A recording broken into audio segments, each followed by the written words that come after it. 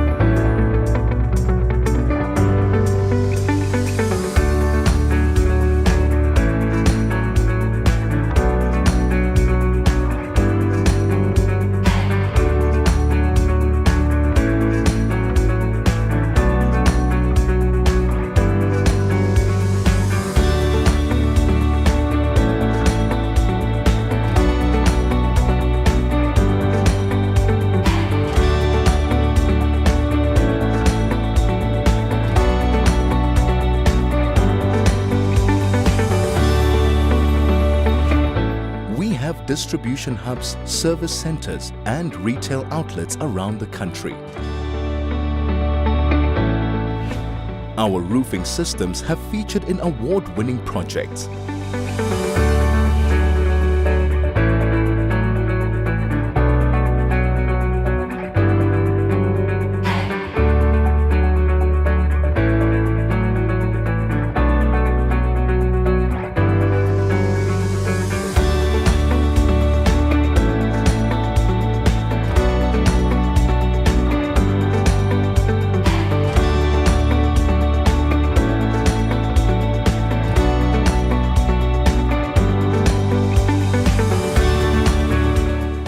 A proud member of the SAIA Group, Africa's largest producer of steel roofing, the continent's first producer of aluminium zinc-coated steel, manufacturer and supplier of Africa's most loved and trusted roofing brands, employer of 2,500 people in 8 countries. Safintra's world-class roofing systems are building Africa with pride.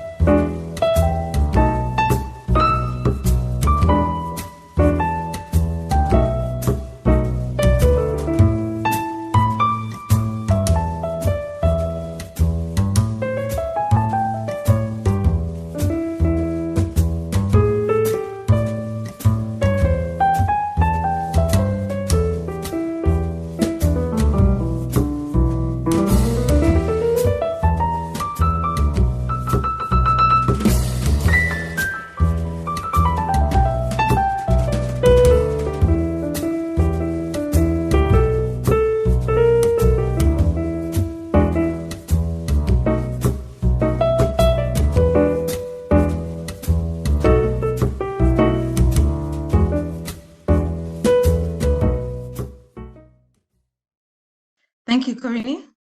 Good afternoon to everyone.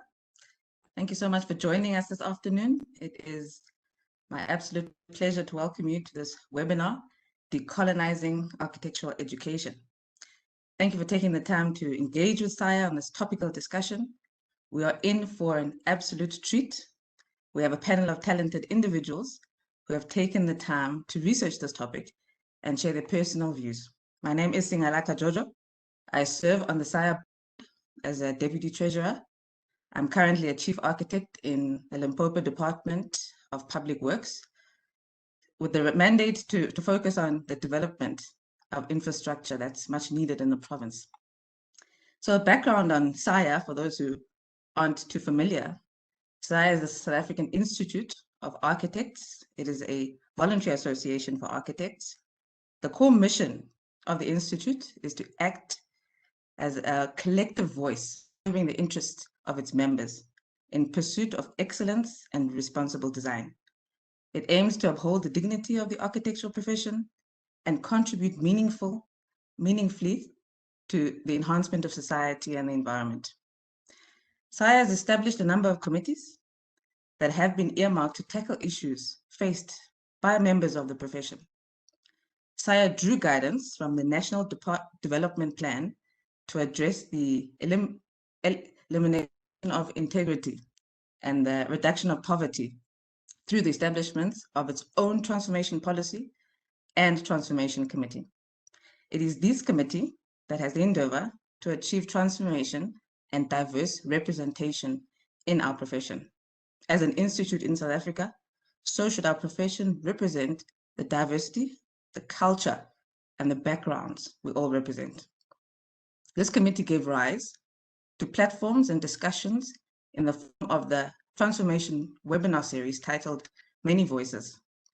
SAIA, through the Transformation Committee, seeks to create a platform to initiate discussions around transformation, to hear from these many voices, voices of marginalized, voices of different age groups, voices of the minority, and voices of those who often don't get heard.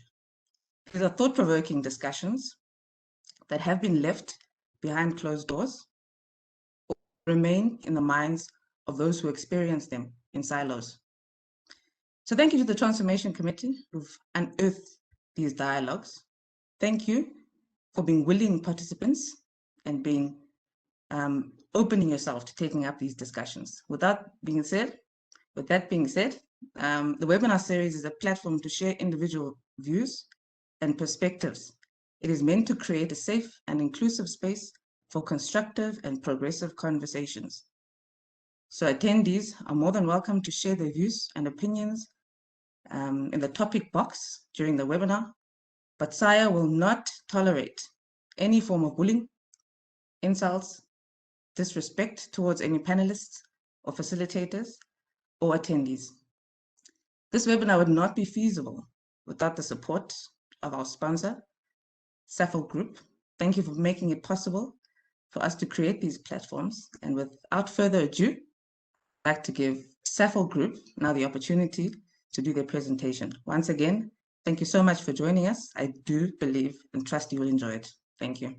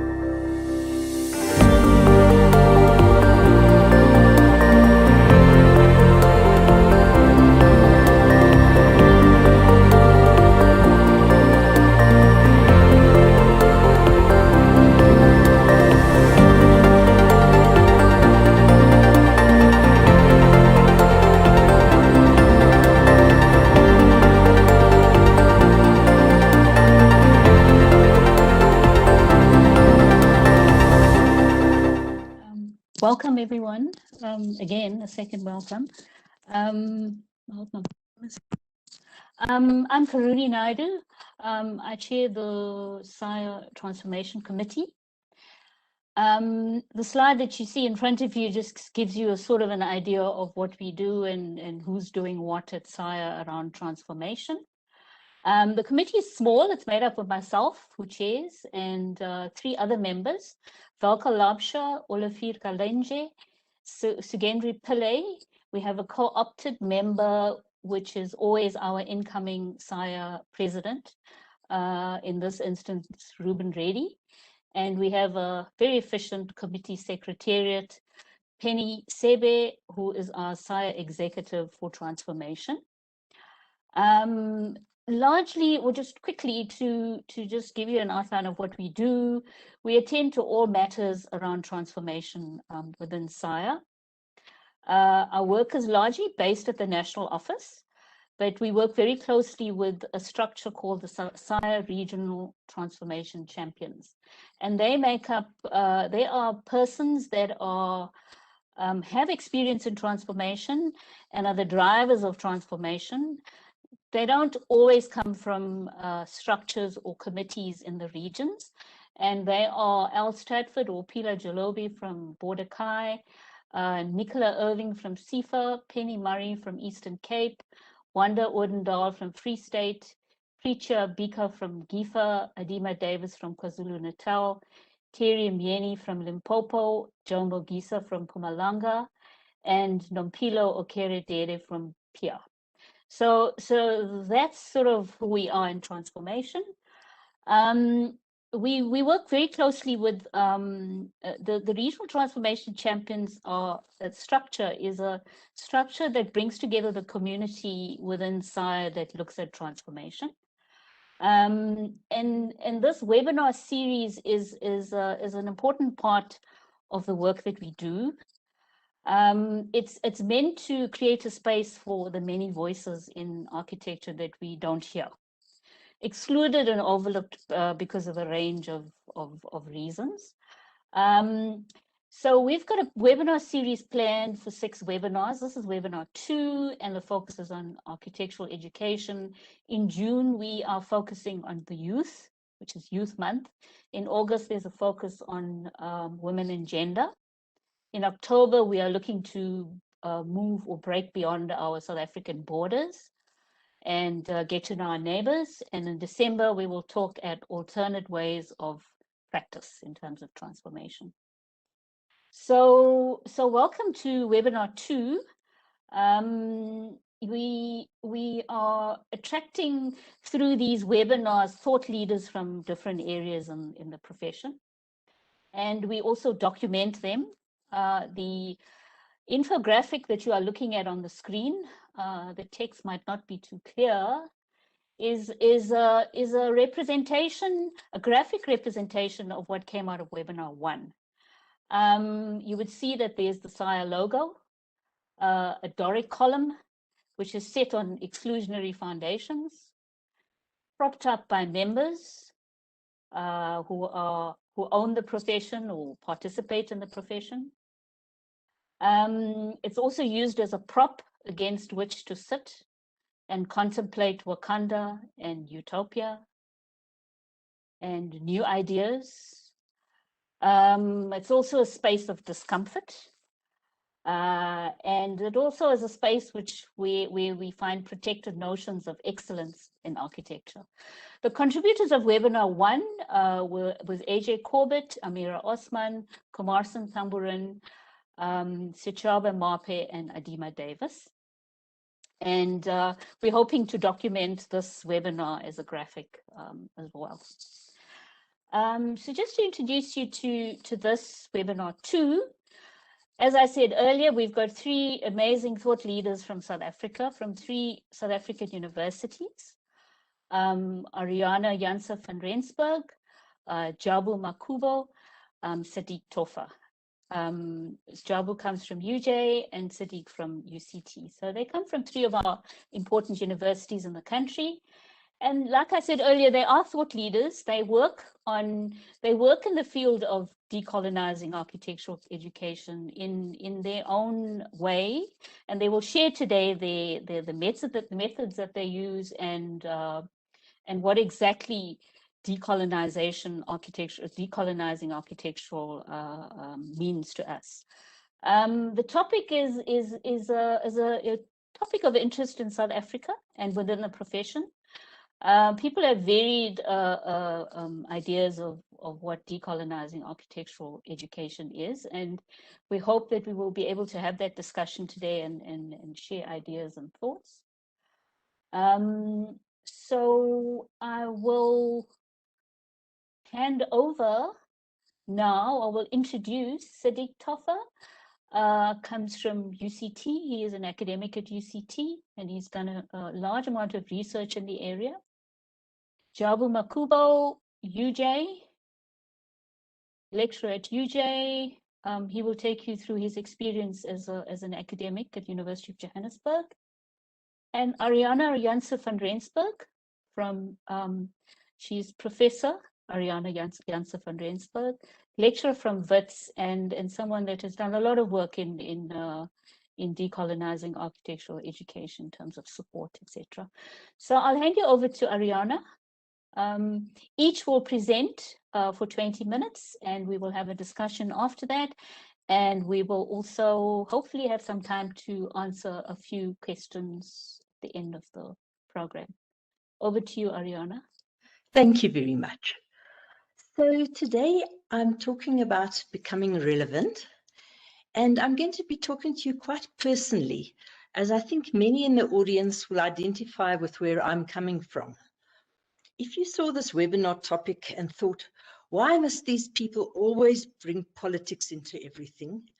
I'm asking you to really listen, because that is what I also thought. And if you want to look at the academic side of this research, I will give you my ORCID number and the link to my PhD. But today I want to talk about my experiences.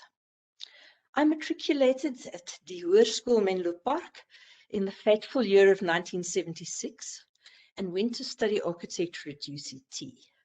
That was in the days when certain universities only admitted 8 female students because they said we were going to get married and have children. I didn't go to one of those universities. I did get married, I had children, and I started my own practice on the day that my son was born. I graduated in 1983, and I went on to work for Peter Hotting and then Rebel Fox. And I was one of the CAD pioneers in the days when you had to type in the coordinates of the line that you wanted to draw to date myself properly. I gained a lot of valuable experience, but as an architect, you have to own your own identity to become a good designer. And I think that is why I'm in architectural education. It's a road that I struggled with to find my own voice, and it's the most important thing that can happen. So for most of my life, I avoided politics until it started to dawn on me that everything that one does in relation to other people is political. And certainly architecture and education are political in their very nature. So in between, I also incorporated glass art into my creative practice. And for many years, I practiced in Mpumalanga. But when I returned to Gauteng in 2004, it became possible to become involved in academia. I started as a sessional lecturer at the Wits Technikon 10 years after democracy, and I became a full-time academic at Wits in 2008. At that stage, Sachaba Mape was one of my very few Black third-year students. In this time, I became very aware from personal experience that it's no wonder that there were very few Black students in architecture, because although they could apply and get in, the playing ground was not level. Much of the syllabus assumed a lot of prior learning and familiarity with urban environments and how to negotiate universities, which was only a given for some students, and this did not feel fair. The predominant aspiration amongst most students seemed to be to design high-tech international style architecture, especially for students from rural backgrounds. But I had no way of knowing then to what extent this was because of a lack of other precedents in the media, or whether they were trying to fit in with what the profession seemed to want from them. Around 2010, there was a very interesting phenomenon where the number of Black students who applied from rural areas suddenly started to grow, because people who had not had previous contact with architects as professionals had seen the soccer stadio for the World Cup on TV. And this brought the whole issue of cultural capital in the profession into focus. Bourdieu's theories on how a particular grouping maintains its identity and its boundaries are very relevant. And many of us do not even realize to what extent the line between how has architecture always operated and what is really necessary to become a good architect and design good spaces has become blurred.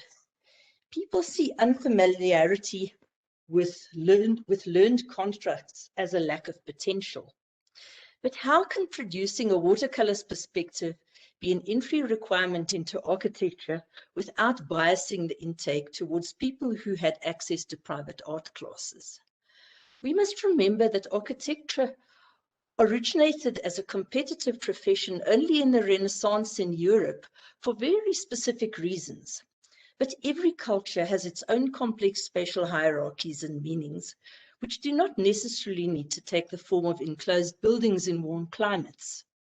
In most cultures, the design of buildings is done by experts in cultural meaning who do not call themselves architects.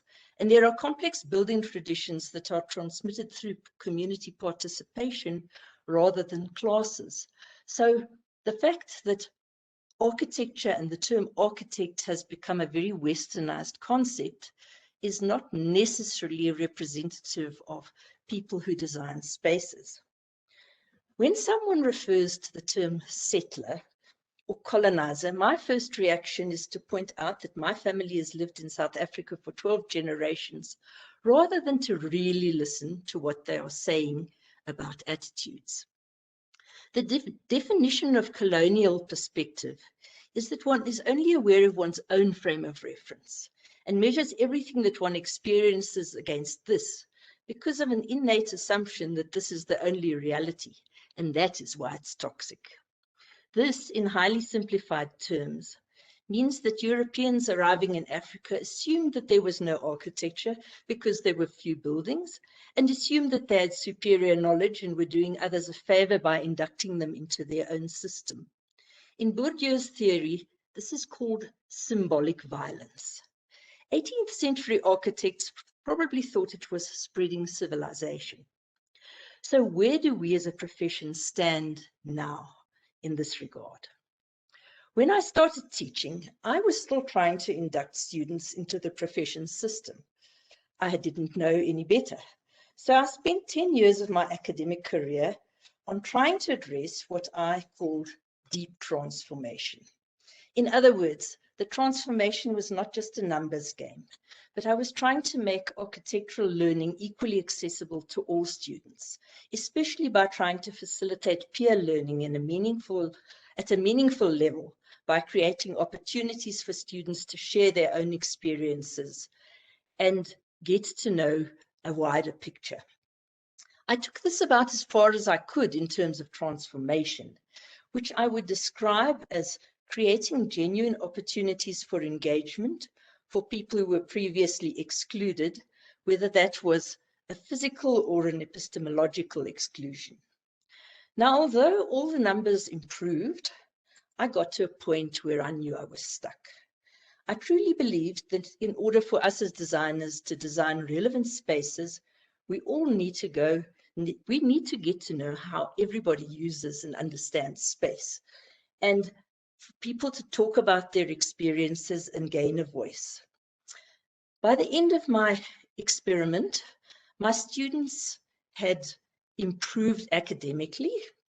This is cutting off a bit, but they were still not expressing their core. They were doing well, but the designs that were coming out there were still not covering the spectrum of who people were.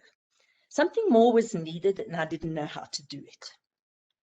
Now, there were two important experiences that started to show me the direction that was needed. The one was a tragedy when a talented Black student in my first year class committed suicide after his final project hand-in. Although the project potentially could have got a first, we couldn't give him more than 65% because it was substantially unfinished. I had assumed that he had heard that we thought it was excellent work, and if he could rework it for the portfolio exam, his marks could improve. But the backstory was that his mother's employers had offered to pay for his studies alongside their own children's, but he had declined the offer. They were mystified at his suicide, saying that it couldn't have been from financial stress since he had declined the offer. He was actually working part-time and had borrowed money from his uncle to study because he chose to take responsibility for his own studies. It was a stretch to cover model making materials, and he worked at a bookshop where he'd seen an amazing book on the artist who was the subject of his project that he really wanted to have but could never afford. So he did some juggling with gift vouchers and took the book home. Then his conscience worried him and he took it back to the shop and confessed. Now, the night before this hand-in, he had to walk kilometers to an all-night shop to buy glue to finish his model, so he ran out of time. Then he was late and disorientated for his project presentation because he'd been called into the bookshop that morning and fired. Because he no longer had an income, he couldn't go with his friends on the weekend that they'd planned after the project hand-in. He sat alone at home. He walked to the shops to buy his mother a birthday present with his last money. He got mugged on the way back. The present and his shoes were stolen, and he went home and hanged himself. Now, these were terrible circumstances. He'd told a friend of that all the odds were stacked against achieving his dream. And at that stage, I didn't understand why he felt that way, because we'd been encouraging his design talent and he would have probably become a celebrated architect. So to understand that, I had to journey a bit further. About 2 years later, I attended a course on diversity issues, and I started to recognize the dynamics of internalized privilege and oppression, attitudes that become part of us through the very air that we breathe, and we don't even know that we have them because we never consciously committed to them. It put my students' story into perspective. As a lecturer with internalized privilege, I was assuming that students felt that they had a right to voice their own opinions and would do so, that they saw an open pathway to success if they worked hard, that they saw examples of the things that they identified with and therefore would naturally know how to express them. I assumed that they had the confidence to put forward their ideas for criticism and take criticism as learning instead of discouragement, because that is where I was coming from. But it was not true for students who had internalized oppression. And this was not changed by a new constitution. One can only change it for oneself by recognizing and recalibrating one's assumptions about oneself and others. Now, all of this is still not decolonization, but decolonization cannot happen without it. Now, of course, there's a need for a decolonization as a form of political redress. But I came into the picture from a far more pragmatic angle. I became convinced that we need to make real space for different viewpoints in architectural education because I was starting to understand my students' struggle to find ways of being relevant designers on a changing planet, especially this Black studio grouping. And we needed to find this way together. They started to make me understand that though I looked at the John Moffat building as a modernist gem, it cannot be a comfortable fit for a 21st century student unless it can also symbolize new approaches. None of us is suggesting that it should be demolished, but somehow it needs to express other aspirations as well. In a wider context, the whole profession needs to reinvent itself. In the face of massive global urbanization and sustainability issues, The resource-guzzling star architect is a dinosaur on its way to extinction, and many principles that address these issues exist in traditional cultures and have been ignored. Architecture is forcing us to change. The world is forcing us to change. While we are looking at that, we need to start looking at it with new eyes and seeing the potential in so many things that have been sidelined. And just as a side note, this profession, starting with SAIA, if you want a challenge, needs to reinvent a fee structure that de-incentivizes low resource solutions to big problems and makes it impossible for people who really need architectural solutions to afford them unless they are done by community projects through universities. So, just turn my page. There are many different definitions of decolonization. Some views hold that universities are essentially colonial and they cannot be decolonized. And some views distinguish between decolonization as the single event when colonial authority is replaced with a right to determine one's own future, and decoloniality as the long struggle to figure out what that could become and implement it. Even if the colonizers withdraw completely, it leaves a vacuum to be filled because the growth of other identities was crowded out. In South Africa, we are all here together to stay, and it's even more complicated. So Dimignolo's definitions of decoloniality work for me. He puts it as a basic premise that different views and traditions all have equal value. We are not replacing one with the other. We are getting to deeply know and engage with each other in order to learn from each other, build our own new identities, and communally solve the problems facing us now, for which no single past tradition has complete answers, but they can all contribute. We don't know what decoloniality will be, but we know the direction it should take, and we'll only be able to find the solution together. It is imperative that this happens in architectural education. Remember that the university started in the age of scholasticism in order to bring together all forms of previously discounted knowledge to find a workable truth, because the church dogma on its own had failed them. Practitioners must realize that universities and practices are partners in architectural education. There's theory that cannot be taught in practices, and there's practice that cannot be taught in universities. We are together in this. That's why somebody only becomes an architect after they've done the theory and the practice. But practices in their nature have had their studies long ago. And it's really important to understand that there are new perspectives coming into practices from universities, which can also be embraced. We can all learn from each other and be better prepared to face what we need to do. I've certainly learned far more from my students than I think they've learned from me. So, to return to my story, there's going to be a video in a moment which shows the culmination of this project that you've been looking at. It is a decolonial project. It's a design studio that was run in first year architecture by Dr. Seshaba Mape. I joined his team in 2018. He ran the project, and for the first time, we found the solution to the problem. We were running it as a collective of lecturers from different ages and groups and cultures. We did it on an absolutely collective level. We talked about our work, we interrupted each other. We were actually showcasing architectural education and how students can do things together and find new solutions. And we were learning at the same time. We were having to find new solutions. We were having to invent a new kind of course. And we used embodied learning principles taken from indigenous knowledge systems.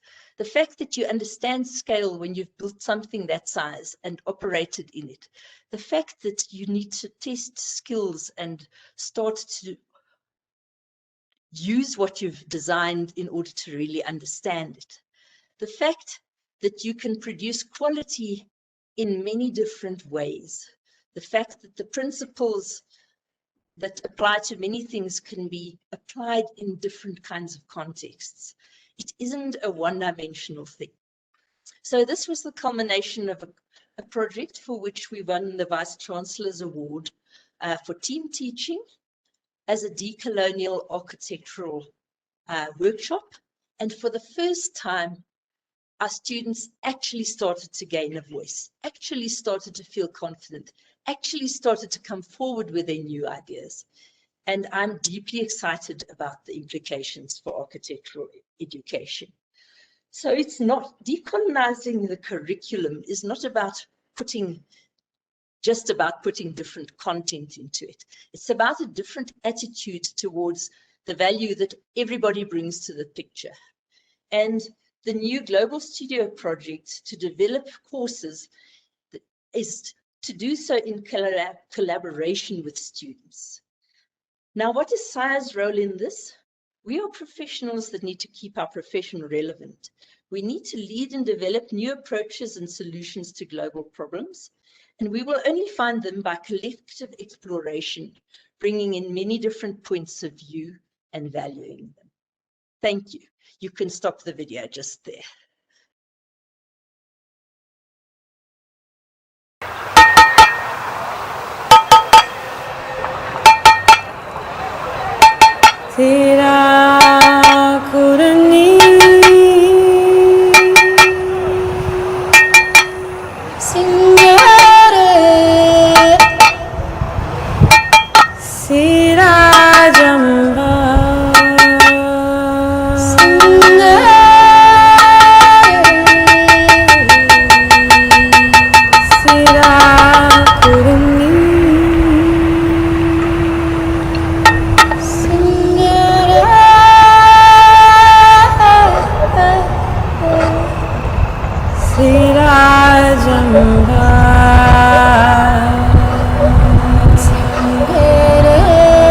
Until the lion learns how to speak, the tail of the hunt will glorify the hunter. Until the lion learns how to speak, the tail of the hunt will always glorify the hunter. Until the lion learns how to speak, the tail of the hunt will always glorify the hunter.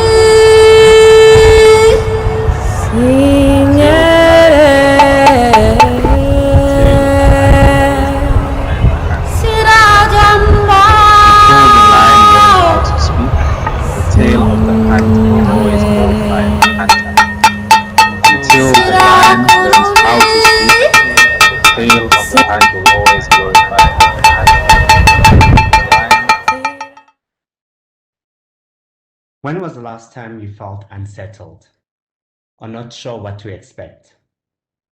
I'm sure after watching that video that some of us may feel unsettled at this very moment. Well, good. Decolonization is not an easy task for everyone involved. It requires of us to create brave spaces instead of safe spaces. Sanbonani igama lami nginguJabu, short for Jabulani. I respond to he, him, or they, them pronouns, or chomi to my fellow beehive. I'm a millennial with all that comes with it. I could consider myself relatively young, especially within this profession where the average age is around 50. I've been teaching at UJ full-time for over 8 years and I enjoy it.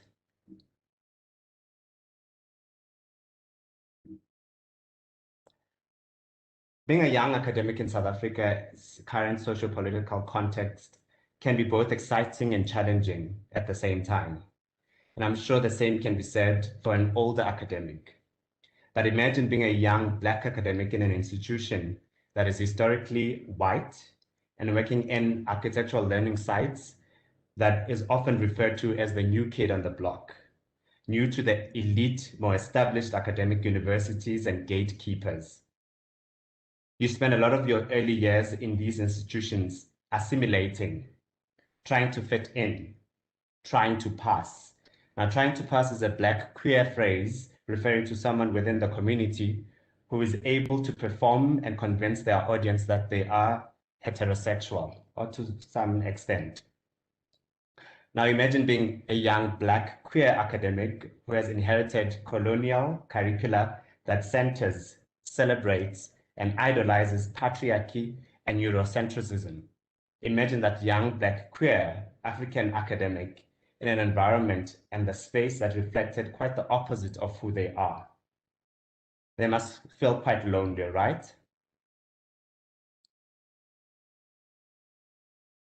In his doctoral thesis, Fenzi Saidi argues that issues of learning are in essence political constructs, and that these political issues have largely been absent in the architectural education dialogue.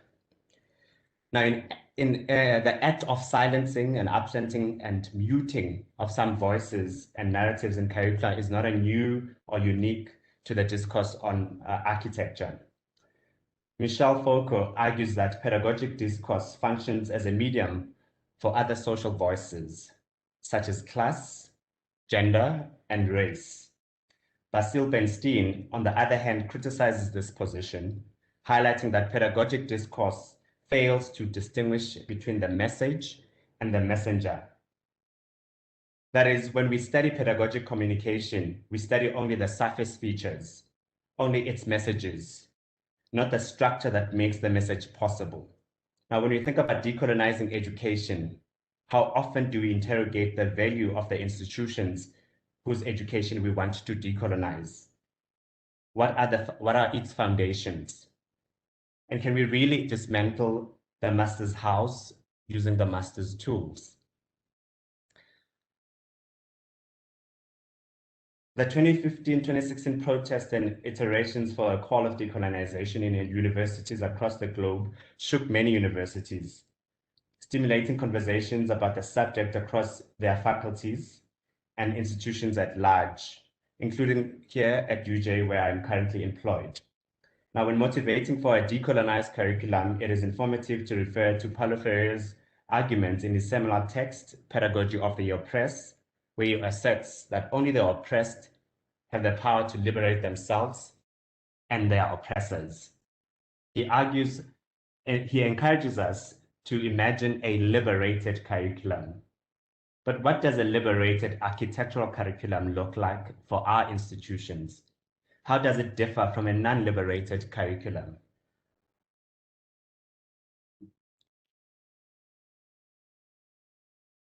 Earlier, I posed a question about the experiences of being the other in our institutions. I wondered if the othered were perhaps lonely. Now, I don't know what the answer is for someone else, but I wasn't lonely. I wasn't the only one othered. I think it's important to acknowledge this collective struggle. I belong to a large community of amazing scholars that have felt my frustrations and were similarly burdened by the status quo and have walked similar paths before me. This slide shows a few publications on the scholarship that is available around decolonization. I must admit, I am yet to read most of these, but I have been lucky to have and continue to work with peers that are committed to radical reform of the academy, from whom I learned so much. These include current and former colleagues from UJ and other institutions that I've worked within the past, exploring decolonized ways of teaching architectural design and urbanism in our context. The emphasis here is on exploration. We have not figured it out. I also have mentors who have opened doors for me, who have modeled what it means to bring someone to the table. Mentors who have inspired me to extend the table, to keep the door open for more to come in, because contrary to popular belief, there is enough room for all of us. I've also learned from highly influential individuals who have the audacity to shape the architectural landscape in South Africa and soon the continent at large. But we cannot continue to celebrate being the only special ones invited to the table, when a great majority are left outside and in the margins. We need to make room for others to come into our institutions of higher learning and to not shut the door behind us. I know that seems quite radical to some people, but as you may know, to be radical is not without its challenges and casualties. There have also been friends and decolonial allies whom I've lost along the way because my voice became too loud, too political. My views became too black. I had changed. I had become a chameleon to them. I intimidated them. I threatened them. And my utterances became offensive, harmful, and inappropriate to them. So there have been a number of instances where I seriously considered quitting the academy, but I'm quickly reminded by my students' frustrations at the system, at their lecturers who tell them they are not architect material, that what they are doing is not architecture, or that they need to only look at Western precedents, use foreign roofing materials, and design for only fictional characters. I am reminded that there is still work to be done, that my voice is necessary, even though it is still rough around the edges. So I'd like to open up this discussion with a provocation from an article that has challenged me when thinking about decolonization. It is written by Tak and Young, and it is titled "Decolonization is Not a Metaphor." And I would really encourage those interested in decolonization to read it over and above the extensive literature in the previous slide. Perhaps we could start a SAIA reading group, who knows? In academic institutions, there is a tendency to use the term decolonization interchangeably with other terms such as diversity, transformation, inclusion, etc. Tak and Young warn of the dangers of this interpretation. Their view is that decolonization is not a metaphor. It is not swappable with other things we want to do to improve our societies and schools. They believe that using decolonization as a metaphor sustains and centers whiteness and reconciles settler or oppressor feelings of guilt. They argue that decolonization is not a struggle over dispossession, a repatriation of indigenous land, and seizing of empirical wealth. And therefore, such a project is less about seeking reconciliation with settler past, present, and future, but about pursuing what is irreconcilable with settler colonial relations. In other words, decolonizing architectural education must go beyond tokenism or decorating our buildings with and spaces with African motifs, whilst everything else remains unchallenged. Decolonization is supposed to be uncomfortable. It is supposed to be unsettling. And in many ways, it is supposed to be revolutionary.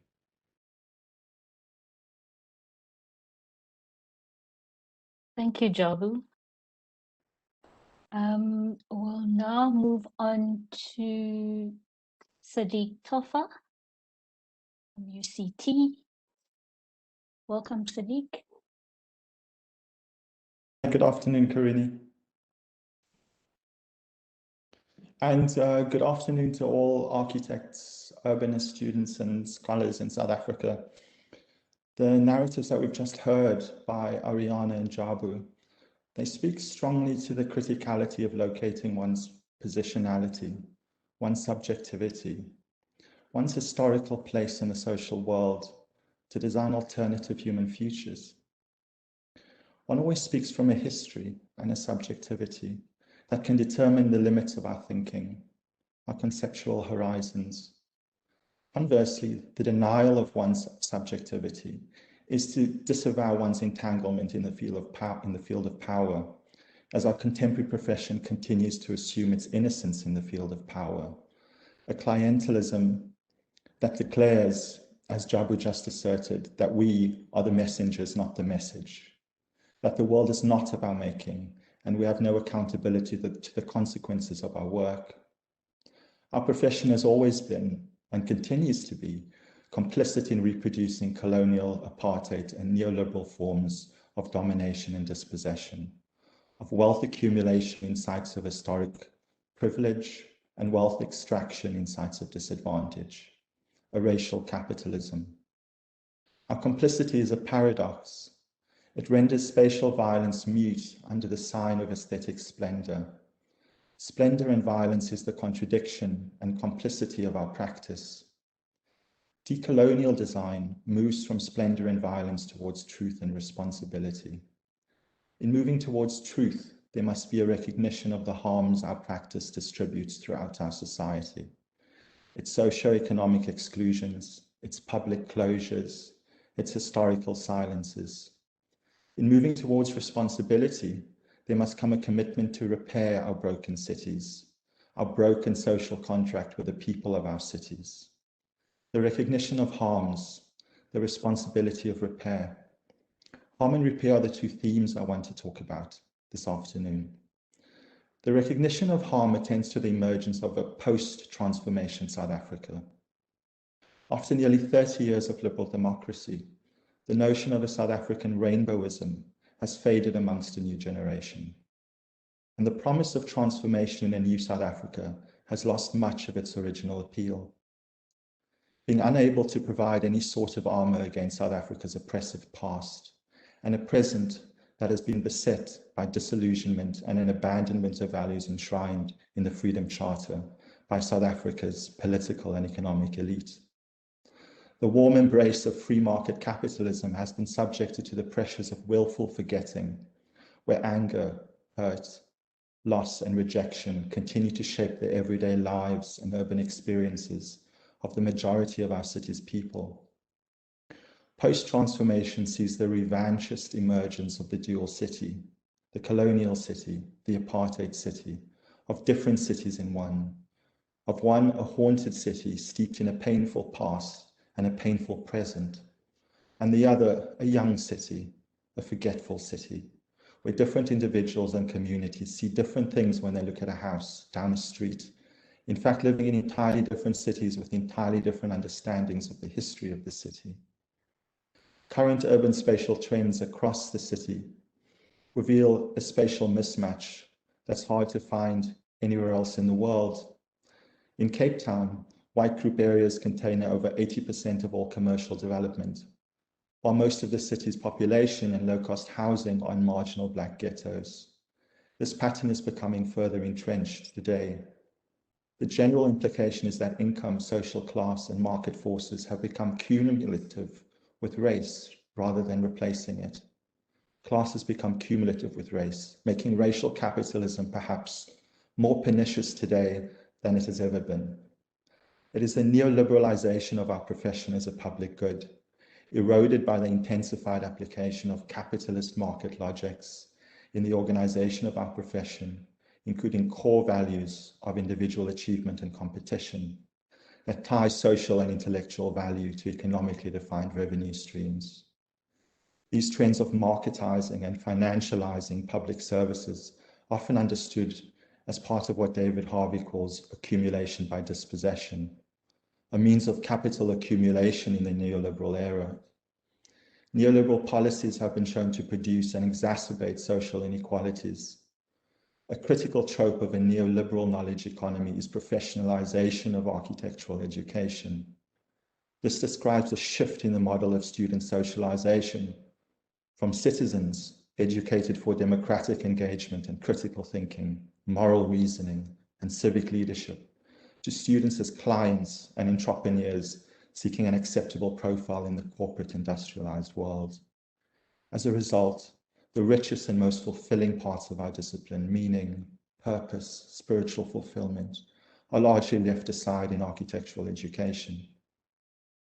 The value placed upon architectural education has moved from the concept of bonding individuals, culture, and society in a harmonious interrelationship in which universities as such are not merely responsible for training professionals, but also for cultivating the individual and developing ethical character. Critical thinking becomes reduced to an aesthetic quantum within an unquestioned status quo that is disabling to transformation. Students become ill-equipped to recognize themselves and to respond to the larger world and the social consequences of their activity. This has meant that it's still largely business as usual in spatial design terms.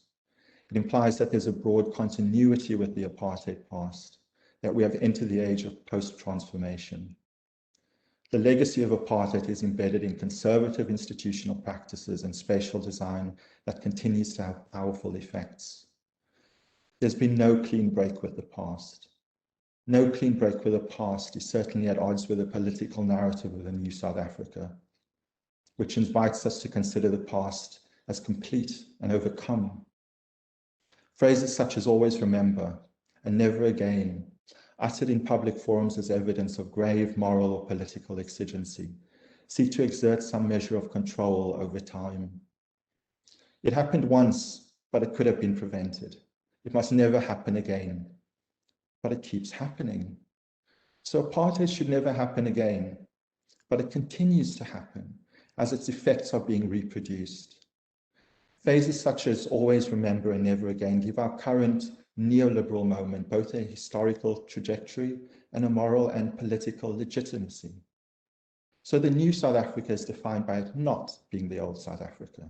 The post-apartheid is defined by it not being apartheid. A community of suffering based on such forms of negation is not much of a community at all. For such a community, injury, division, and antagonism are the currency we share in common. Such an experience of community is broad but thin. This national community persists in South Africa amongst those who have nothing in common. Decolonization enters this world of harmful social and spatial reproduction of a post-transformation South Africa. Decolonial design is about designing worlds, social and spatial worlds. It's about designing the conditions for existence, the conditions for life. This is a much more expansive conceptualization of design. Decolonization takes an ontological approach to design. An ontological approach to design suggests that in designing, we are designing tools for ways of life, ways of being, ways of knowing, that any tool, any invention, any intervention towards, as a design intervention, has tremendous consequences for the kinds of human beings that we are, and the kinds of worlds that we invent and design. It's not just about designing objects and structures and technologies. It's about designing who we are, to think of our lives as a design and to take charge of that designing, because we are being designed all the time ourselves. We design our worlds and our worlds design us back. We design our cities, but we don't really understand the way our cities make us who we are. Our fragmented, divided cities make us limited in our imaginations, make us cynical about change, make us fearful of difference. Decolonial design is designing for life. It is rebellion and resistance for life, not for cities of incarceration, of confinement and fortification. Repair is a good metaphor for this. Repair is resistance to the end making of our world and of the environment. Repair, mending, as a visual and emotional aid to critically engage design thinking, to mend, to repair the web of urban life, to feel, to redesign, to regenerate the web of urban life. Decolonial design therefore emerges as a domain of thought and action concerning the production of life and the making of worlds. An emergence of design as a cultural and a political project aimed towards the future, towards designing for alternative futures that are different to the colonial past and the neo-colonial and the neoliberal present. How do we repair the web of urban life? One aspect of repair is critical internationalism. The intensification of internationalism in architectural design in the global south in recent years has brought increasing connectedness of knowledge economies together with increasing global circulations of Western models, paradigms, and cultural practices in all contexts, albeit with minimal adjustments. Neoliberal and colonial design frameworks of internationalization, though recognizing the aspiration of global design excellence in South Africa, also suffers the potential for creating and reproducing inequalities and hierarchies in internationalized spaces that apply deficit models to the global south generally, and to historically disadvantaged practitioners and spaces in particular. Decolonial design realigns internationalization with transformation by bringing into tension critical perspectives of the global north and south, foregrounding architecture as a terrain of struggle, over forms of ethnicized and gendered and racialized capitalism. Decolonial design constructs a critical internationalism by seeking out what is called epistemic diversity, which is deep diversity, diversity of histories, of thoughts, of life experience, of aspirations, rather than superficial diversity as assimilation. To bring new insights to how contemporary neoliberal and post-colonial design realities in South Africa are raced and gendered through processes of settler colonialism, through slavery and segregation, through liberalism and empire, in the global context that can offer new critical perspectives and transformation directions within our local context. Decolonial design as repair also demands a critical interdisciplinarity. Colonial architectural practice emerges within settler colonial nationalisms in early 20th century South Africa to construct a historical claim to indigenous lands, to domesticate and naturalize European sovereignty in spatial relations and in knowledge relations. Architectural education is historically formed through a highly uneven, extractive and exploitative, racialized, global political economy whose value generation is historically accumulated capital derived from plantation slavery and industrialized and exploitative black labor. Colonial architectural practice also historically transferred to a racist and sexist knowledge economy. Colonial structures of knowledge form the foundational paradigm of our curricula, where the canon of thought in our discipline is based on a narrow social and historical experience of white and bourgeois masculinities. Within this colonial paradigm, the other side of this epistemic privilege is a legacy of marginalization, wherein the black cultural body is a fragmented object of study rather than the coherent subject of knowledge in all the disciplines of the social and spatial sciences. Or in other words, architectural education has been designed to make non-Western design histories seem incoherent, deficient, and essentialized.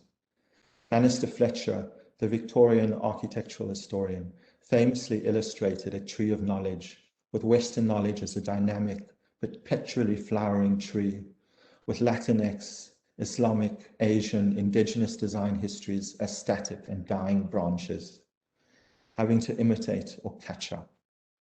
No humanity, difference, or transformation is possible within this framework. Decolonial design rather draws on indigenous, feminist, Islamic, Jewish, Black, and other critical political economic theories to cohere this abject and fragmented object of colonial inquiry through an intersectional historical framework that reconstitutes the Black body, reconstitutes the female body that have been fragmented in the architectural discipline. Decolonial design pushes back against exclusionary canons and disciplinary boundaries within the spatial and human sciences. It rather aims to privilege integrated knowledge activities that focuses architecture beyond its disciplinary silo, to think of intellectual work as accountable to wider society, and to reconsider the possessive individualism of modern design constructed in opposition to collective participative work. Critical interdisciplinarity integrates these other perspectives, knowledges, and paradigms in order to counter architectural exclusions, allowing a positive critique of the possibility to recast the world of design through the lens of knowledge, democracy, and restorative justice. Can we work with anthropologists, sociologists, psychologists, economists, historians, legal scholars, criminologists? What do other disciplines, what do other forms of knowledge offer us to design differently? Critical interdisciplinarity efforts are essential for creating responsive and accountable knowledges as they concern issues of wholeness, of holistic design, of diversity and equality. Decolonial design therefore links interdisciplinarity with the transformation of knowledge and society. Thirdly, repair demands critical methods. Methods refers to the ways ideas emerge, the way we organize them in space, and the way we relate to and engage the world. Alienated architectural labor describes the reduction of architectural value to the productivity that can be extracted from its commodities. Architectural labor becomes alienated when one's values does not align with the values of the profession, and one becomes unable to justify one's own complicity within hegemonic forms of spatial production. This contradiction produces psychosocial and ethical and political precarity that disproportionately affects younger practitioners, women, and Blacks. This underscores the deep estrangement and dissonance between competitive neoliberal architectural activity and value creation focused on personal aspirations and the marginalizations of perspectives that can't be architecturally valorized within our humanity, such as democracy, equity, and community.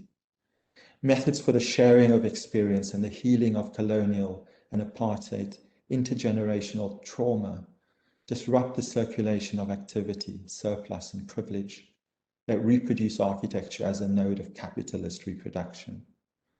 Critical methods resist the conceits of design as a Promethean invention, the myth of design inspiration coming from nowhere but the architect's genius. Rather, critical methods work with communities, works with students, works with activists, with artists, with intellectuals, works with public institutions and organizations beyond the profession to achieve wholeness and recognition. And fourthly, repair extends concepts of space towards critical geographies. Architecture claims the domain of spatial knowledge, yet our discipline has always been silent regarding the spatial conditions under which thought itself is produced. It renders our thought practices non-political and universal, including the classroom and the studio. Non-Western practices such as indigenous thought hold that recovering a sense of place is critical to addressing social and environmental injustices, engendering different ethical relations to each other and the world, and transforming education and practice. There is a radical tradition of Black, female, and queer perspectives in a critical phenomenology of space that places emphasis on the spatial orientations of subject formation and intersubjectivity. Or said in other words, where you are affects who you are and what you think. While the contradictions of universal space is severely limiting for marginalized people, critical phenomenology develops experiences and disorientation and contradiction into a transformative critique of hegemonic space that offers a potential pathway to new institutional practices, or what Henri Lefebvre calls differential space. To conclude, I want to say a word about decolonial design as critical histories, but also critical futures. Spatial intervention through decolonial architectural design looks critically at the past and critically at the present, but it works to create an alternative urban and social future. Locating architecture within a global cultural and political project links radical intervention with a widening of the sphere of design as decolonization. Decolonial design aims to break with the aesthetic preoccupations within conventional paradigms of design. It is historical in its recognition that modern design emerges in the context of European colonialism and Western historical experience at the levels of knowledge, being, and doing. Its historicity aims towards historical repair of intergenerational apartheid trauma in Black and Indigenous communities through feminist ontologies of healing and care. Decolonial design is dialogical. It is a dialogue between difference, between social difference, as a method and an ethics that informs a conversation between the global North and the global South, in knowledge relations that are symmetrical, in relationships that are equitable, that works with communities on their own life projects to do design otherwise. A decolonial design is designing otherwise, designing for life, design for affirming compassion, belonging, and cooperation. Thank you.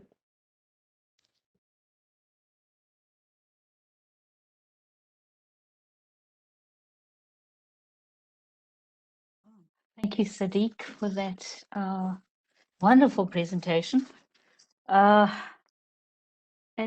quite a deep sharing. Thank you very much. I'd like to move into the discussion, and Sadiq, if you would like to just pose your question to the other two panelists and get going, so you could take a break. You've been talking for 20 minutes. Please do. Just a note to all the attendees. If you could please post your questions in the Q&A and talk to us through the chat. It's very quiet. We'd love some feedback from you, so we could interact with you. So please use chat and Q&A. Thank you. Sadiq, if you'd like to pose that question to the other two Sure. panelists, yeah. Just Let's to get carry going. on the end of my contribution there, and also listening to Jabu and Ariana, I'd like to pose a question to them, to their presentations within an ethos of dialogue about thinking differently, about designing otherwise. Now, I've said in the start of my contribution that both speakers seem to speak to the importance of being otherwise, of being queer in a heteronormative culture, of being Black in a dominant white culture, of being Afrikaans or Xhosa in a culture that prizes Englishness, of being a woman in a patriarchal profession, and for myself, being Muslim in a time when Islamophobia is an accepted norm in much of Western culture. What does it mean for critical and decolonial design to be otherwise? Architects in their work disappear their own histories in their work, disappear their own subjectivities, where professionalism is associated with neutrality, with artistic autonomy and perceived scientific objectivity. What is claiming a subjectivity, claiming race, gender, language, community, sexual and religious orientation? What does subjectivity mean for architectural knowledge and architectural practice? And what are the risks and rewards of being otherwise, for designing otherwise? What repair work does subjectivity and intersubjectivity do in an age of post-transformation? So that's my first rather complex question about what it means to be you, Jabu and Ariana. Jabu, would Jabu, you like to to go first? I'll Yeah. give it a go. It's quite a loaded question that you have just posed, Sadiq. And really, for me, in my personal experience of being an academic and teaching in the institution that I teach right now, and existing in the body that I'm in right now, is something that I'm only now learning to appreciate. Most of my study life and early careers of working and being in the profession, I've always felt outside, and that somehow I needed to transform and to change who I am, what I embody, and what I bring, so that it is allowed into that space. And so it's something that I am grappling with in how I teach, and not passing on that sort of deep-rooted sort of not appreciation of yourself and what you bring as worthwhile knowledge to my students. So I'm constantly evaluating how I was taught versus what I am teaching, and in trying to avoid having to pass on those same insecurities to my students. So I really, for me right now, the point that I'm in, do not believe that there is something called neutrality or something that is completely objective. We all bring our subjectivities, even in the knowledge that we are consuming, that we're engaging in. It is, in some ways, to some people, very subjective, and it carries those ethics and those belief systems. And so those also have to be challenged just as much as mine that I bring in can and should be interrogated and challenged and dealt with equally with the same amount of rigor. But it's something that I'm still working through. It's not something that I have not completely worked out yet. But what I've seen in the work of my students who are open to this approach is they're also more confident with bringing who they are to the table and being present, which I think is exciting to see. I think from my side, For many years, I tried to be what I thought I should be, and it didn't work. And I learned a great deal from my husband. He was somebody who really found his own voice, and he did what he believed in. And I eventually learned that you are who you are, with your limitations, with whatever you've been given. You can only be that. If you do that honestly and with integrity and with passion, it somehow touches people and it unlocks things. And I think that's the wonderful thing of variety in life. We each have our own piece of the puzzle. To all try and be the same is terribly unenriching. It's terribly impoverishing. It's not what life can be. And if we are honestly who we are, we will attract the people who want our kind of designs. There's space for everything. And I think to be able to teach students that it's important and relevant to find out who they are and be that person is one of the most important lessons we can give as educators. And then I think even in this kind of westernized knowledge canon where you are trying to aim for scientific subjectivity, architecture is not a science. It sits between us. It's an art as well. It's about people. It's about being human. It's about creating spaces for people. And when we forget that, we miss the point. So I think the fact that even in research, things like participative action research are coming back in where you are taking a point of view, you are exploring it, you're being critical of it, you are trying to situate yourself in the bigger picture, but you're not saying that you are neutral. And it's valuable, and that's the way that new knowledge is created. Thank you both.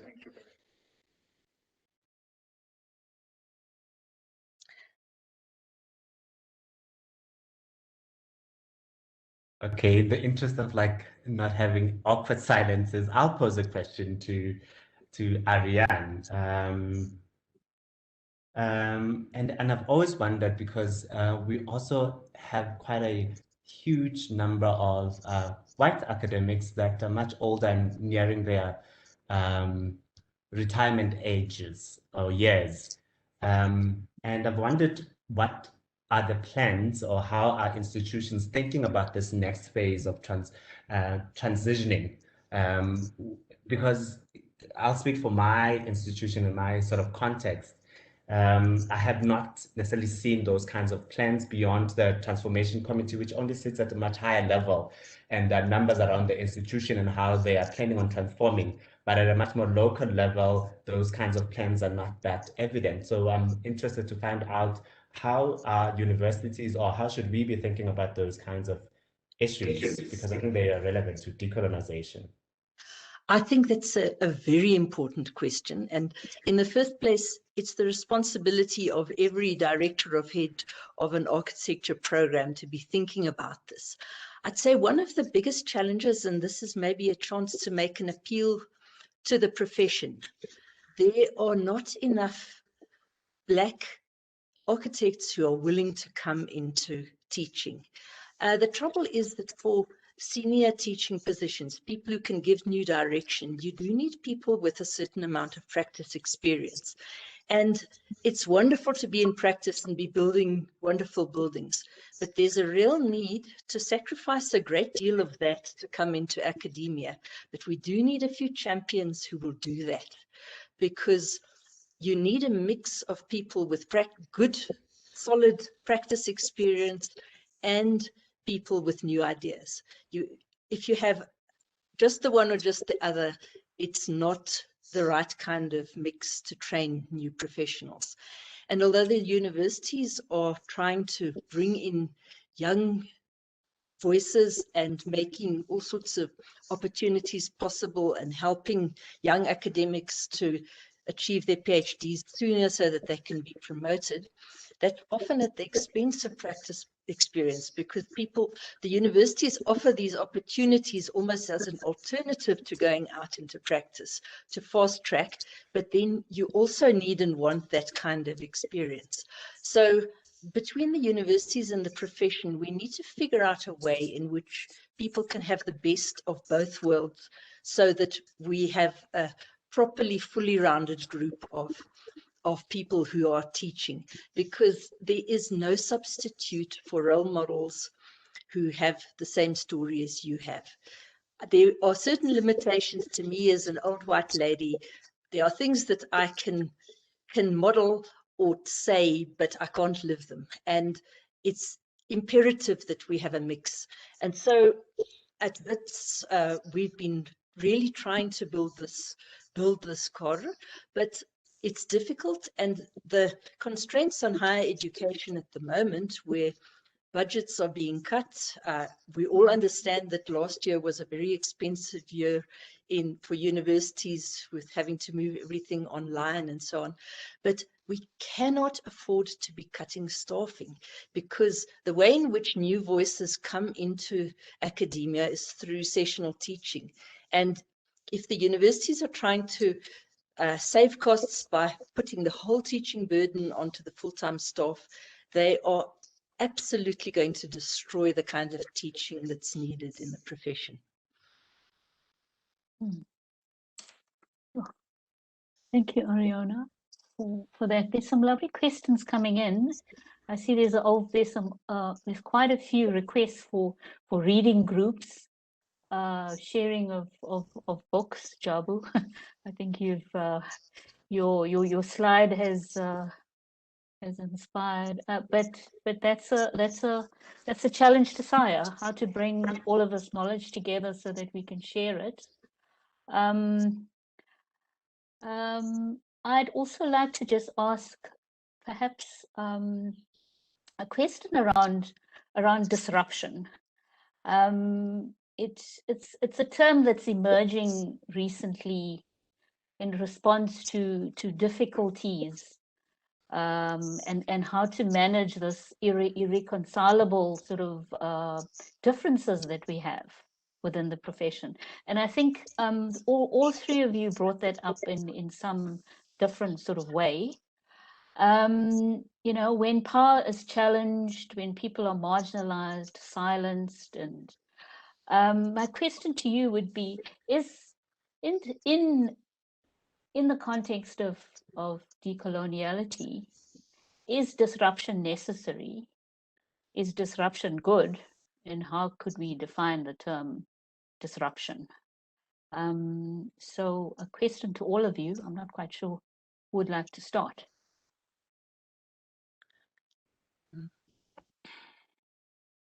Sorry, I'm just trying to also send you something.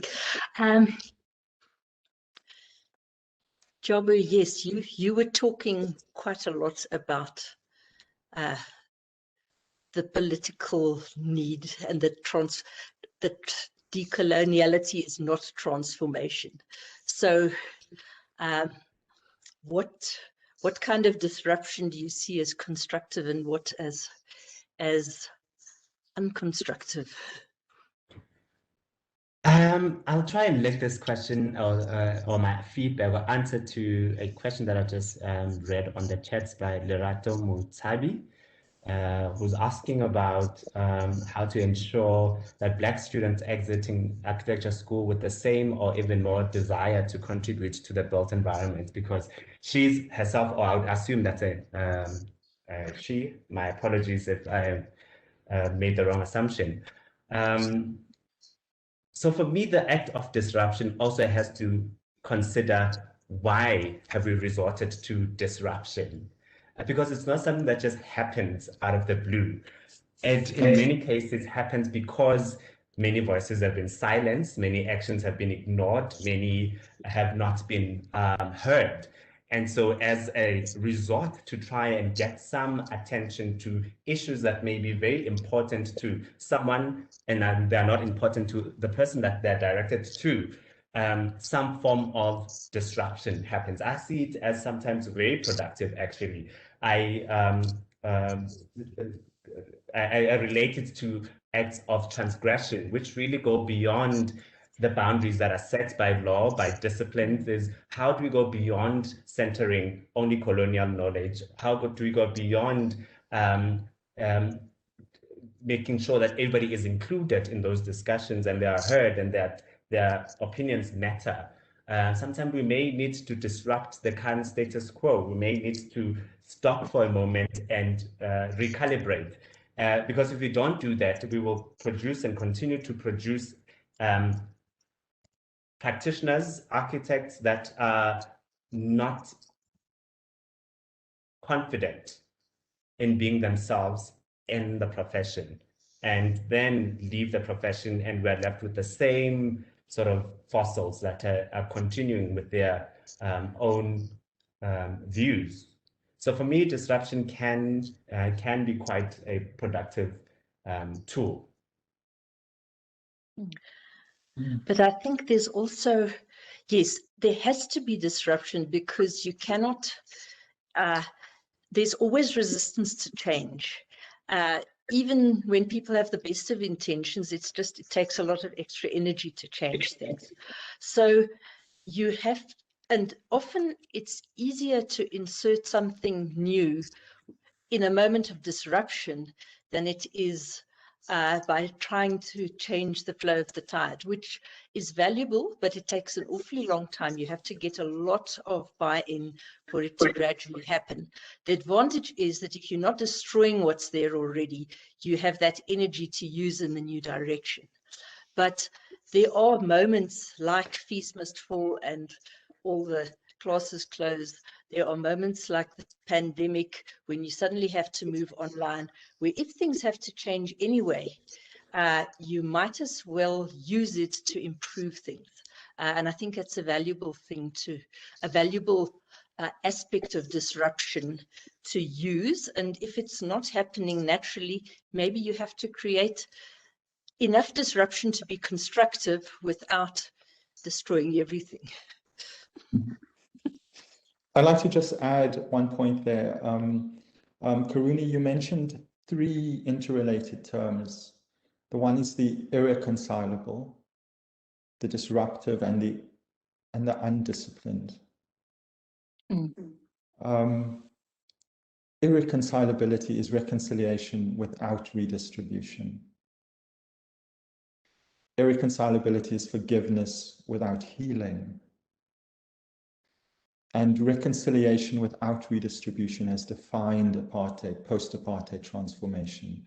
It's produced new hurts alongside old hurts, and it's brought disillusionment and anger. And forgiveness without healing produces shame in many people, that one has not moved on. But how can one move on when the processes and outcomes of apartheid have become further entrenched?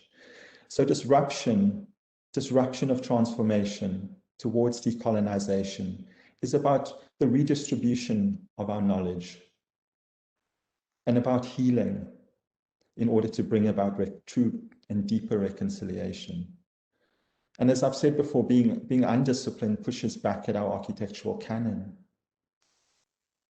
And it incorporates different kinds of perspectives to move humanity forward, to bring about more intellectual rigor, to bring a social relevance to our discipline. People outside our discipline don't know what we do, don't see it as relevant. We need to see our discipline as contributing to wider society, to contributing to knowledge, to bring about scientific discovery, to bring about ethical rigor and change towards architecture. Thanks. Thanks, Sadiq.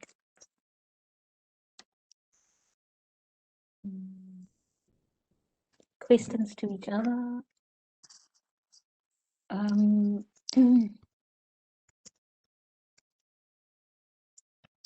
Ariana, you had a question to Jabu around how do you set about, the settler colonial relations? You talked about creating alternatives to settler colonial relations. So Jabu, how do you set about doing this in your teaching?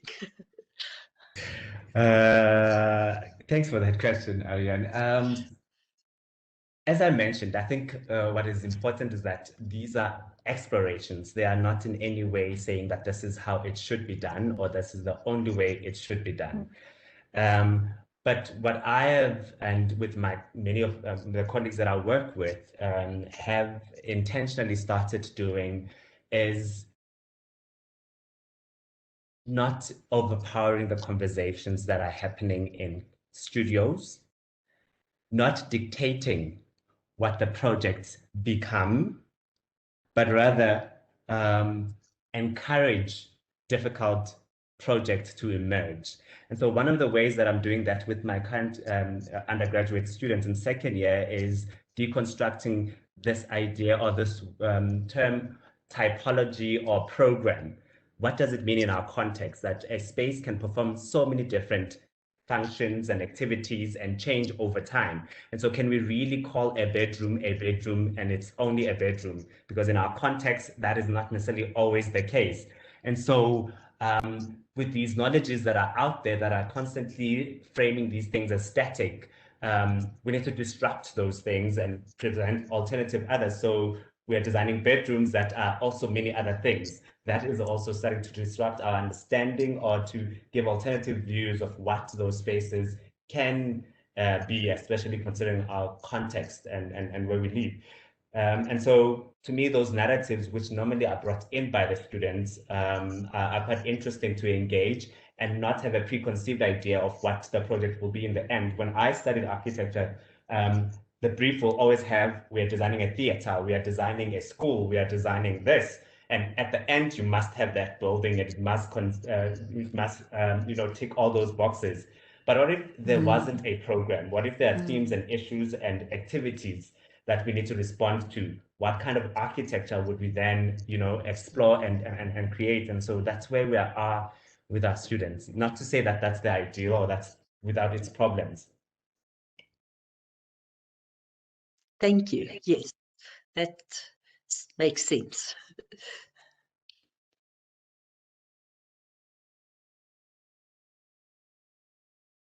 Sadiq, I also had a question for you, which might be a difficult question, but you've spoken about hurt and healing in the context both of the fabric of the things that we design, but in the people.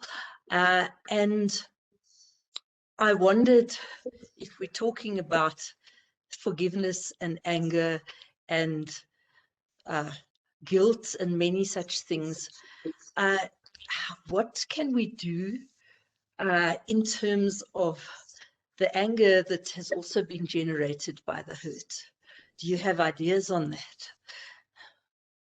Well, I can speak for myself, and as a Black person, that the hurt is certainly there, and the anger is certainly there, and I can see that coming through in some of the comments. The trauma of architectural school, for example, hurt that we are accountable to, hurt that we are complicit in as educators. But in terms of our broader profession, I think we need to understand urban trauma. We need to understand historical trauma. And in the realm of our profession, this is urbicide. It's the death of cities. It's the destruction of metropolitan civilization. There's not a single Black family in Cape Town, for instance, that's not been touched by the trauma of forced removals. It's an intergenerational trauma. It's passed down through the generations. It prevents people from living normal lives, from living free lives, and our society remains profoundly abnormal and unfree. So the repair of trauma is healing, and one needs to understand the relationship between them, the dynamic between them. And for me, I understand healing as community. It's about the recommunalization of our society against the possessive individualism of our profession, of our discipline, of our world, that produces alienation and isolation and vulnerability.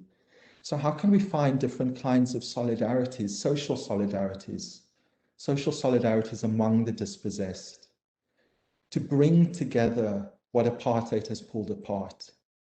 The hierarchies of social life, men against women, Blacks against whites, colors against Blacks, coloreds against whites, blacks against, you know, it's infinite, the hierarchies upon hierarchies and the divisions within divisions.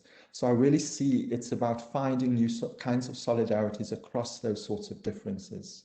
And it's not to exclude white people. I think white people certainly need to be part of that and to lean in and to be part of that form of solidarity, but to play a supportive role.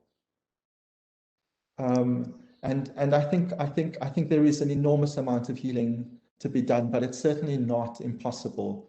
But it won't happen on its own.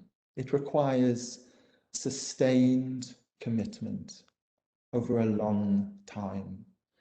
And to think that the X on a ballot sheet makes the past go away, it lingers on. People come to the city and sweep the streets and go back to Langa, go back to Guguletu, where they relive that experience each day. And our freeways, our buffer strips, our green zones, we easily forget those experiences around us, and we need to find solidarity with them. Thanks. Thank you. Thank you, Sadiq. A last question from all of these presentations, I've just been reminded of my own education as an architect in South Africa during apartheid, and the need for the re-education of the architect. You know, do we actually understand what the impact of our actions are? And my question to the three of you is, you know, how does my generation, who've been educated already, access the knowledge that is being generated at your universities in this decoloniality context? Because I do need to re-educate myself after listening to what I listened to today. I think it's very interesting that you say re-education and not simply education, because you're not speaking about educating the uneducated. You're not coming to a university for the first time. And in fact, architects are highly educated. We have a very long, very expensive education. But modern education has perhaps miseducated the architect. And that opens up the frame of learning, not simply learning, but also unlearning and relearning. And I think I've mentioned, we're privileged in this myth of artistic autonomy and technical rationality over intellectual work, over human development, over human achievement. But can we imagine a different kind of trajectory, a different kind of future to what you grew up with, Karuni, during apartheid, a different role for architecture? Now, I'm an architectural historian. I teach history, I teach methods, I teach ethics. In the late medieval and early modern civilizations, architecture was far of a less narrow specialized professionalism than it is today, and more a major domain of knowledge in the representation of human civilization. If you travel, Ariana mentioned the emergence of the modern architect in the Renaissance.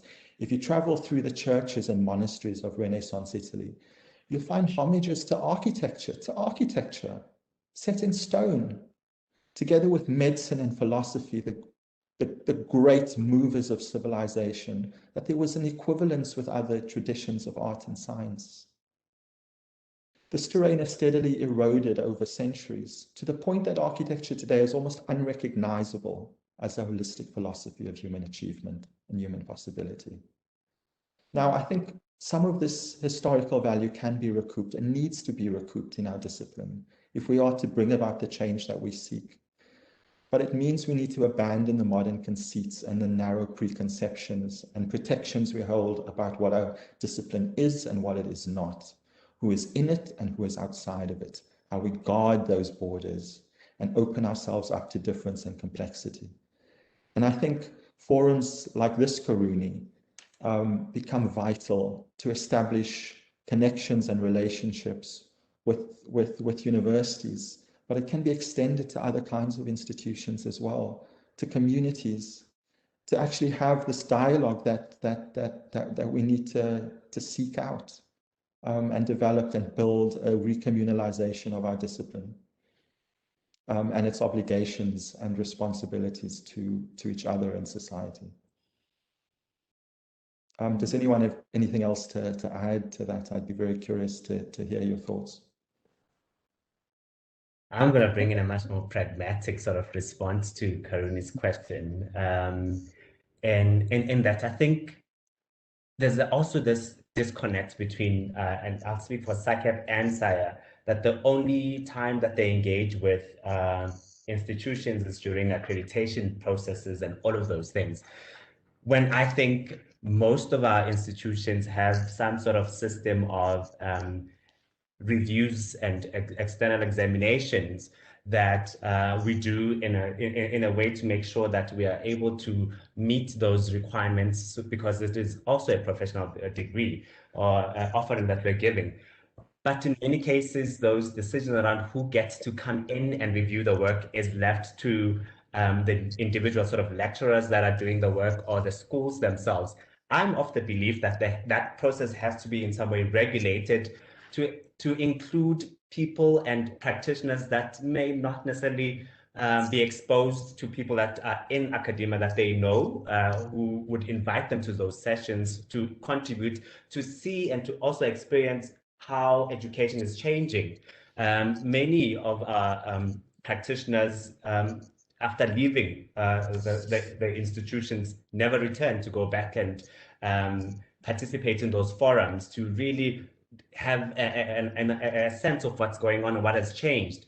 And so there's constantly this disconnect that our students are engaging with these topics, but when they go to practice and they have to work for to get their hours so they can write their exams and all of those things, there's a disconnect that they can't wait to finish those processes so that they could get out of those institutions and then practice in their own sort of way. So I mean, to me, that disconnect should be mitigated in those kinds of platforms where there is some sort of structure in terms of those forums that is a little bit more open.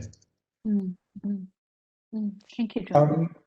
I don't know if Ariana has anything to add, but there's been a lot of questions. No, I think you've covered what. Yes. So I'm reading through a lot of them, and they're very quite rich questions, and perhaps we can take up some of them. I'm looking at the last couple, which says, do we take this discussion to the streets? Has decolonization been tested in the streets? Now we know it's been tested all over the world. We can see it from Roads Must Fall to Black Lives Matter to Extinction Rebellion to Idle No More in settler societies like ours across the world. I can speak also from my own experience that my own curricula and pedagogy around decoloniality was not welcomed in my institution initially. It took sustained protests during Fees Must Fall and Roads Must Fall, where we produced a kind of a radical pedagogy called the public classroom. We took the classroom outdoors. We abandoned ourselves as academics as the center of the curriculum and allowed students to speak for themselves, that they come with embedded knowledges, that they come with experience, their lived experiences matter. And there's something to be shared. It's not a one-way monologue. And that was an incredibly rich experience.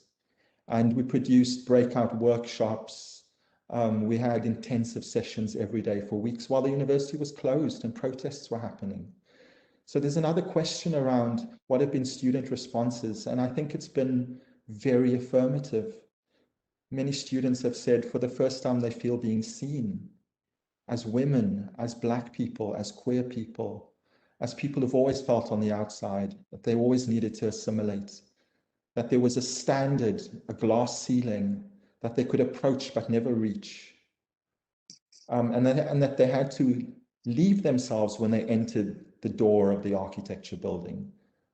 They had to leave themselves behind, they had to leave their traditions behind, they had to leave their language behind, their cultures, and they had to become something else, become a Western architect, become Le Corbusier, become Mies van der Rohe, become Frank Lloyd Wright, all these idols we hold up as the paragons of our discipline. And many people don't see themselves there. They don't see themselves looking back at them. And this is so vitally important in changing the way we teach and what our discipline is about. I think if there's time for one more of these questions, Krishna du Plessis says universities are also trying to introduce new ways of being an architect, new roles for architects, which address many of the issues that were raised today. Yet when they move to practice, this is squashed by the realities of the real world. How do we reconcile new ways of doing and being that are necessary with the entrenched identity of the profession? I think there has to be a space for discussion. Obviously, if you have to earn your living as an architect, you do not have the luxury of experimenting with too many things. You have to produce the things that clients need to bring in a certain amount of money. But if every practice, if every individual can put aside 10% of their time to explore other things, to experiment, to do things for communities, that will start to, we'll all start to learn from that, or 5% even, and it will make a space in which these new things we can figure out how they need to work in practice. Because no, there's a big difference between a community-based project done by an architecture studio and how do you actually professionally operate in that space and manage to earn your living as an architect. And I think there are big anomalies there to discuss. And maybe those are the continuing discussions that should be happening at SAIA. Thank you, Ariana. I think they should continue at SAIA. There's a question from Kenzim, and she is talking to how can someone or student who's been othered by race, gender, use the place of being unsettled to go forward? Discomfort is our everyday response. That is a norm. So is this directed to those who are privileged, or can we who have been othered use discomfort as a way forward? I'm not sure who she is that posed I think to you, it might be John? directed at me. You, yeah. And I mean, my response to that is that sometimes we are too quick to find solutions. And the idea of being unsettled is for both the privileged and the non-privileged. And I think sometimes we have to simmer a little bit in that discomfort instead of trying to solve things and to get over it. And to use your experience and your embodied experience in your projects, not to only solve spatial issues, but to highlight some of the things that are problematic about those spaces. For instance, there's a discussion around public spaces and public bathrooms. To me, I find those spaces very violent, one of the most violent spaces, because suddenly you have to choose between those binaries. And if you do not belong to any of those binaries, that space becomes completely violent. And I think those experiences, unless they are in some ways expressed in projects, will always be treated like this is how the world should be, or this is what things are supposed to be. But actually, we've inherited very violent, very patriarchal spatial understandings that in many ways we need to start interrogating, and not to interrogate only to find solution, to interrogate so that we think differently about these things. They do not become the default setting. So when you're designing a building, you have a male and female toilet or unisex, and you think that's solving everything. That also comes with issues. And so what are those issues? What kinds of violences does that come with? And I think we don't simmer in those sort of discussions and uncomfortable moments enough. And we need to, I think. Thank you, Jabu. I think we need to move to close. So I'd like to ask our three panelists to just give us a few minutes of closing remarks. and be quite sort of quick about it. You have 2 minutes each. Thank you. And just in terms of the other questions that have not been answered, we will attempt to interact with those questions and respond back to you in some way. Thank you. Who'd like to start? I'll go last. Okay, I'll go first then, seeing as I went last in the contribution. Okay. I'll be very short. I think one thing to remember from all of this, we speak about hurt, anger, trauma, disillusionment, pain, remembering, memory, the discomfort, disruption, but it's important to find hope and to look towards the future. And I think architecture, for all its sins, for all its crimes, is a projective discipline. It is a future-oriented discipline. It is about creating worlds. It is about designing. And I think it's this projective nature of architecture that distinguishes us from everything else. Mm-hmm. Every other discipline that provides analysis but can't act in the world, not the way we do. So I think there is a tremendous responsibility and there's a tremendous opportunity for us to really make a difference, to bring all this theory, all this analysis to the ground, to have it affect and change people's lives. And all the obstacles, all the dead ends we've reached with transformation, it's really an opportunity for our discipline to break through that and take it in a different direction. Through decolonial education, which is really where our profession begins in the classroom and enters the world beyond that. Thank you. Thank you, Sadiq. Is Jabu going next? Yes, I'll go next. For me, what is really important and something that I hold very dear is the assumption that I don't know anything, that my students have knowledge and their voices are worthwhile. And I think it goes beyond just my Black students. Also, my white Afrikaans students also have knowledge and also their voices matter in this discussion. And we need to create spaces for many alternative voices and not just binary voices, Black and white voices, male and female voices. For me, it's important to be in that gray zone and explore the vastness of that gray zone instead of only existing in those two polarized binaries.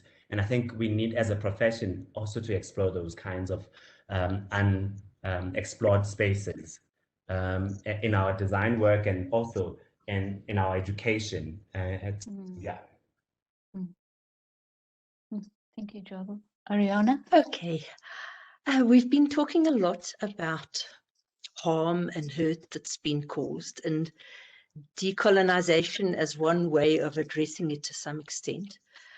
But in my experience, the only way of healing hurt is by starting to own that one has caused it.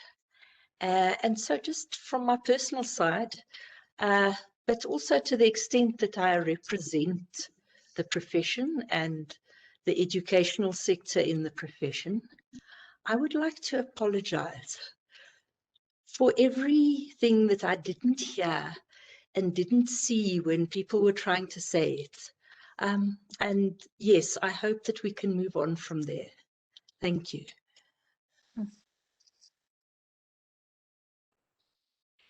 Your apology is accepted, Ariana. Thank you. That's quite a lovely statement. I hope it can go out, because yes, that is the only place to start. Thank you to all three of you. I mean, I really enjoyed the variety of well, it's your background and what you've brought to today's webinar. I really appreciate the time that all three of you took out of your academic responsibilities to prepare the material to present today to us. I've learned a lot. I really have. I've I've been practicing for a while. I didn't enjoy my education. I've been practicing for a while, and practice also was difficult because of the way that I was educated. So one's education is quite important. You know, it's something you carry with you, and it can help you. It can make your career easier. It can lighten your load. It can make you more creative, more open to change and listening to other people, etc. I've been reminded of my own career while I was listening to all three of these presentations, and the need for the profession to embrace the input that you've made today. And I appreciate the honesty from all of you, and also appreciate the way the audience has interacted with us as well. There's some really lovely questions that have come in. We haven't answered all of them, but they're also quite thought-provoking. I know there were calls for a reading group. There's lots of people saying that we need to continue this. We will talk about that after the webinar, and how to share information, how to share the knowledge that you are generating at your universities as well. I think as SAIA practitioners, and other people that practice in architecture, I think it's very important that we support your work, and make ourselves available to contribute to your teaching, you know, so that there's a better fit between academia and practice. So yes, and thank you very much again for your wonderful input. How we take this forward, it would look like we need to have more of these conversations on specifically this topic. So let's talk and figure out how we can do that, but also in a way that we could share to other universities and share to other voluntary associations, and people that work in the different areas of our profession as well. Thank you very much to all three of you, and to Penny Sebe, who works very closely with me, and to Karina for all the help to put this together. There's a lot of work that goes on behind the scenes, and we will present to you the infographic when it's completed, and we hope that it's a summary of all of the ideas that we shared today. Thank you again. Singalaka, I'll hand over you to close.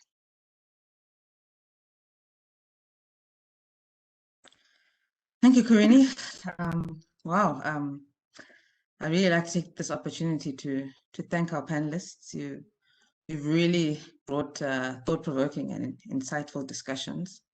I'm sure everyone has taken something from this conversation that will start further discussions in their own spaces and in their own time. I think as SAIA, there's definitely a gap that we need to bridge with the academic institutions and practice. So you've left us with that thought. Rome certainly wasn't built in a day, but I think broadening the spectrum of understanding and knowledge will definitely lead to ideas that create a safe and inclusive space for all. I'd like to encourage all architects to join the regional institutes. We've got 9 institutes in each province. Be a part of the change that you'd like to see. We'll also invite the other architects to serve on boards with a diverse representation in key decision-making positions. I'd like to also invite you to our next webinar, our third one. It will be on the 17th of June, 2021, titled Generational Dialogue. I'm sure it will be as insightful as this one. We hope to see you there. Goodbye and thank you.